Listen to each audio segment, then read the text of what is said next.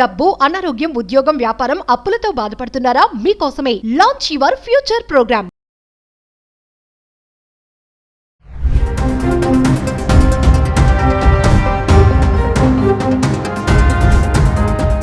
నమస్తే, welcome back to Suman TV. Present మనతో పాటు ఉన్నారు అనలిస్ట్ మందరి కృష్ణారెడ్డి గారు.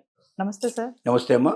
సార్, ట్రంప్ గురించి అసలు ఏం మాట్లాడుకోవాలో అర్థం కావట్లేదు. మొన్నటి వరకు వలసదారులు ఎవరు రావద్దు అంటే ఎప్పుడైతే అధికారంలోకి వచ్చాడో పెట్టిన ఫస్ట్ సైన్ ఏంటంటే ఇమిగ్రెంట్స్, వలసదారులు ఎవరు కూడా మా దగ్గర రాకండి, వచ్చినా కూడా చదువుకోవాలి, వాళ్ళ పని కంప్లీట్ చేసుకుని వెళ్ళిపోవాలి అంటున్నారు. మరి ఇప్పుడు రీసెంట్గా ఏంటంటే మాకు టాలెంట్స్ ఉన్న, స్కిల్స్ ఉన్న విదేశీయులు మాకు కావాలి, మా వాళ్ళ దగ్గర లేవు టాలెంట్స్ అని నిర్మోహమాటంగా చెప్పేస్తున్నాడు.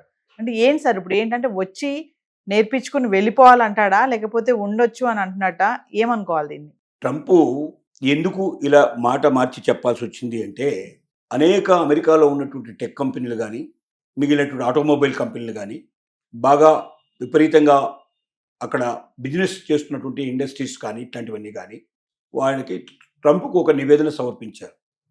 ఏమనంటే, మీరు వలసదారులందరినీ బయటికి పంపించాలని మీరు ప్రయత్నం చేస్తూ ఉన్నారు, వెళ్ళగొట్టడం కరెక్టే, కానీ వెళ్ళిపోతే మనకు వచ్చిన పెద్ద నష్టం ఏంటంటే, మన దగ్గర అమెరికాలో ఇవాళ ఉన్నటువంటి వాళ్ళు ఇప్పటికిప్పుడు ఈ ఉద్యోగాలు చేయగలిగే పొజిషన్లో లేరు, చాలా ఉద్యోగాలు చేయలేరు. అట్లాంటి టెక్నాలజీ కానీ, అంతటి మేధస్సు కానీ మన వాడి దగ్గర లేదు. ఖచ్చితంగా బయట నుంచి తెచ్చుకోవాల్సింది.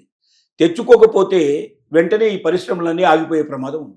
ఆగిపోతే ఇప్పుడున్నటువంటి ఎంప్లాయీస్ కూడా ఉద్యోగాలు దొరకని పరిస్థితి ఏర్పడుతుంది. అందరూ మొత్తం క్లోజ్ చేసుకోవాల్సి ఉంటుంది. మొత్తమే టోటల్గా కంపెనీలో మూసుకోవాల్సిన పరిస్థితి ఏర్పడుతుంది. మరి కంపెనీలు మూసుకోమంటారా, మేధావులు తెచ్చుకోమంటారా? ఈ ప్రశ్న వేశారు వాళ్ళు. తనకు అర్థమైంది, వాస్తవం ఏంటో అర్థమైంది. అంటే ఉన్న పలంగా వలసకు వచ్చినటువంటి వాళ్ళు ఎవరుతున్నారో అందరినీ మనం బయటికి పంపడం సాధ్యం కాదు. కనీసం ఇక్కడ ఉన్న వాళ్ళకి పూర్తిగా నేర్చుకుని వాళ్ళంతా వాళ్ళ ఉద్యోగాలు చేయాలంటే కనీసం 4-5 years మినిమం టైం పడుతుంది. 3 నుంచి 5 సంవత్సరాలు కనీసం మినిమం టైం పడుతుంది. కాబట్టి ఇప్పుడు కొత్త పాట ఏమందుకున్నాడంటే, H-1B వీసా మీద ఇచ్చే వాళ్ళకి మీరు ఎలాంటి వాళ్ళకి ఇస్తారు అంటే, ఎవరైతే ఇక్కడికి వచ్చి 3 నుంచి 5 సంవత్సరాల పాటు మన దగ్గర ఉన్న అమెరికన్స్కి ట్రైనింగ్ ఇచ్చి పూర్తిగా వీళ్ళకి నేర్పించి వీళ్ళు ఆ ఉద్యోగం చేసుకోగలిగే క్యాపబిలిటీ కలిగించినట్టుగా చేసి తిరిగి వాళ్ళ దేశానికి వాళ్ళు వెళ్ళిపోవాలి. అలాంటి వాళ్ళకి ఉద్యోగాలు ఇవ్వండి, అలాంటి వాళ్ళకి ప్రిఫరెన్స్ ఇవ్వండి. దీనికి ముఖ్యమైన కారణం ఒకటి ఉంది. రష్యా లాంటి కమ్యూనిస్టు దేశాలు ఏం చేశాయంటే, చైనా కానీ రష్యా కానీ, ఎవరైనా మీ దేశం నుంచి మా దేశంలో పెట్టుబడి పెట్టడానికి రండి, మీకు ల్యాండ్ ఫ్రీగా ఇస్తాం, కరెంటు ఫ్రీగా ఇస్తాం, మీకు ఇక్కడ మాకు మ్యాన్ పవర్ చాలా తక్కువలో దొరుకుతుంది, మీరు పెట్టుబడి తీసుకురండి, 100 కోట్లు 1000 కోట్లు తీసుకురండి, ఇక్కడికి పెట్టండి, ఇండస్ట్రీస్ పెట్టండి. కానీ దాంట్లో పనిచేసేటువంటి ఎవరైతే ఎంప్లాయీస్ ఉంటారో వాళ్ళు ఎక్సెప్ట్ హైలీ టెక్నికల్ పర్సన్స్ తప్ప మా దగ్గర దొరికేటువంటి, మా దేశంలో దొరికేటువంటి ఎవరు ఉపయోగపడ్డా వాళ్ళందరినీ ఉపయోగించుకోండి. మా దేశంలో ఉపయోగపడని వాళ్ళు ఉంటే, అంటే మాకు ఉపయోగపడరు, వీళ్ళు ఎవరు ఉపయోగపడరు మా దేశంలో, అలాంటి పోస్టులు కొన్ని కావాలి కంపల్సరీగా అనుకుంటే మీ దేశం నుంచి తెచ్చుకోండి. కానీ సర్టెన్ లిమిటెడ్ పీరియడ్, అది 3 years 5 years 10 years డిక్లేర్ చేయండి. ఆ టైం లోపల మీరు మా వాళ్ళకి అన్నీ నేర్పించేసి వాళ్ళు ఎక్కడి నుంచి వెళ్ళాలి. ఇలాంటి కండిషన్స్ వాళ్ళు పెట్టారు, మొదటి నుంచి పెట్టారు వాళ్ళు. అలా వాళ్ళు సక్సెస్ అయ్యారు. అంటే వాళ్ళ దేశంలో ఉండే వాళ్ళకు కూడా టెక్నాలజీ తెలిసి వాళ్ళంతా వాళ్ళే వాళ్ళ కంపెనీలు నడుపుకునే పొజిషన్ రావాలి, ఎప్పటికీ మనం ఇతర దేశాల మీద ఆధారపడేటువంటి బతుకు మనకు కాకూడదు అన్నటువంటి ఒక దృక్పథంతో వాళ్ళు అది పెట్టారు. వాళ్ళు సక్సెస్ అయ్యారు. అమెరికాలో అలాంటి పద్ధతులు ఏం లేవు మొదటి నుంచి కూడా. ఎవరైనా రావచ్చు, ఎవరైనా ఉద్యోగం చేసుకోవచ్చు, ఎవరైనా డెవలప్ చేయొచ్చు. అసలు అంతా వలసవాదుల చేతనే, వలస వచ్చినటువంటి వాళ్ళ చేతనే నిర్మించబడ్డటువంటి అమెరికాలో ఇలాంటి రిస్ట్రిక్షన్స్ ట్రంప్ వచ్చేదాకా ఇలాంటివి లేవు. ఇప్పుడు ట్రంప్ ఈ కొత్త పాట అందుకున్నాడు. ఈ కొత్త పాటలో మరి ఎవరు వెళ్తారు, అందరికీ ఆ ఇంట్రెస్ట్ ఉంటుందా?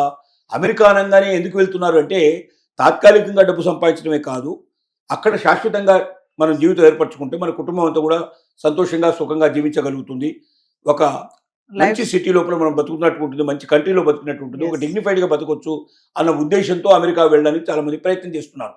3 ఏళ్ళు 5 ఏళ్ళు ఉండండి, మీ పని ముగించుకోండి, మాకు ట్రైనింగ్ ఇచ్చేయండి, మీరు వెళ్ళిపోమన్నప్పుడు అలా వెళ్ళేవాళ్ళు కూడా ఉంటారు. కానీ ఎలా ఉంటారంటే, ఇప్పుడు డిమాండ్ చేస్తున్న దానికన్నా చాలా ఎక్కువ రేట్లు డిమాండ్ చేస్తారు. ఎందుకంటే ఇప్పుడైతే ఎప్పటికక్కడ ఉండిపోవచ్చు కాబట్టి వాడు ఎంత ఇచ్చినా తీసుకుంటున్నారు. కానీ అప్పుడు అలా తీసుకోరు. నా పరిమితి 3 ఏళ్ళు 5 ఏళ్ళు, నాకు అంటే ఇండియాలోనో లేకపోతే ఇతర దేశాల్లో ఉన్న అవకాశాలను వదులుకొని నేను అక్కడికి వెళ్ళాలి. అంతకాలం లాంగ్ లీవ్ పెడతారంటే ఏ గవర్నమెంట్ కానీ ఏ కంపెనీ కానీ ఒప్పుకోదు ఎట్టి పరిస్థితుల్లో. కాబట్టి తప్పనిసరిగా వాడు ఉద్యోగాన్ని రాజీనామా చేయాల్సిందే.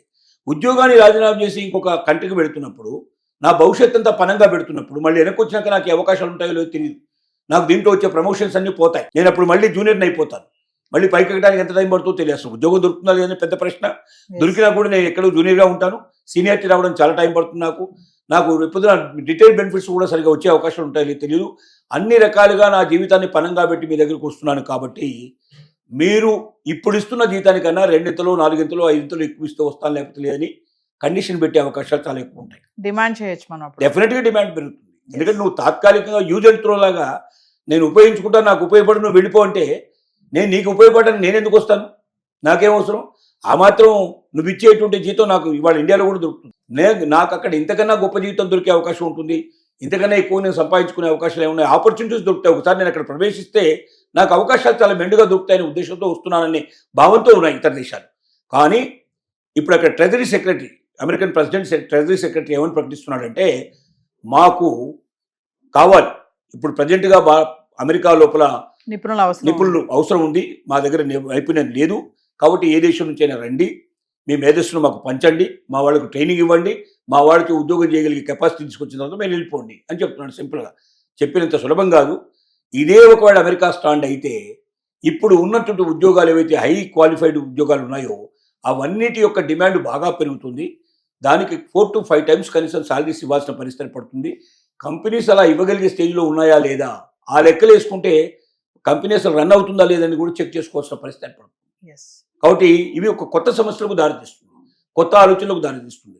అంటే ట్రంప్ విధానాల్లోనే మొదటి నుంచి ఇవన్నీ ఆలోచించుకొని అందరినీ కూర్చోబెట్టుకొని ఇండస్ట్రియలిస్ట్ని తర్వాత పెద్ద పెద్ద కంపెనీస్ అందరినీ కూర్చోబెట్టుకొని అందరూ కలిసి ఆలోచన చేసి డిస్కషన్ చేసి మనకేం కావాలి, ఏం అక్కర్లేదు, ఎలా చేయగలం, ఇది సాధ్యమా కాదా అని మేధావులందరి యొక్క ఆలోచనతోటి ఒక ప్రణాళిక రూపొందించి ఉంటే ఈ సమస్యలు వచ్చే కావు.